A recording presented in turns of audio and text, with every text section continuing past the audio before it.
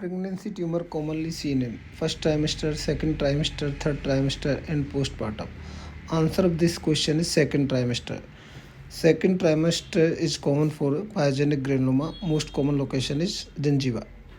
A pregnancy tumor, also known as pyogenic granuloma or granuloma gravidarum, is a non-cancerous growth that can develop on the gums during pregnancy.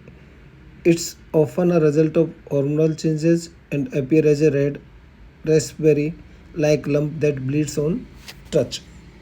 Pyogenic granuloma is a non-neoplastic mass of excess granulation tissue that occurs in the response to stimuli such as hormonal factors, traumatic injury, or local irritants.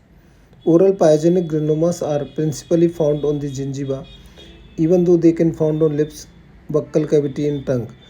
Arises predominantly in female in the second decade of life.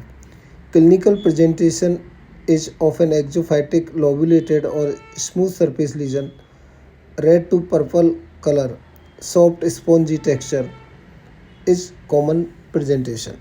Microscopically, lesion displays a benign proliferation of endothelial and vascular channel in edematous stroma, often with inflammatory cell.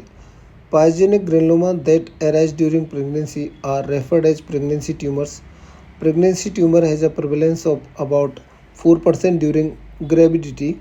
They most commonly appear after first trimester, grow rapidly, typically regress after delivery.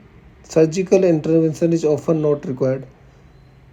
However, pregnancy tumors can be removed during second trimester if they interfere with occlusion, painful, and bleeding during eating. Lesion excite during pregnancy often reoccur. After delivery, pregnancy tumor typically spontaneous recede, but excision may be necessary if those lesions will persist.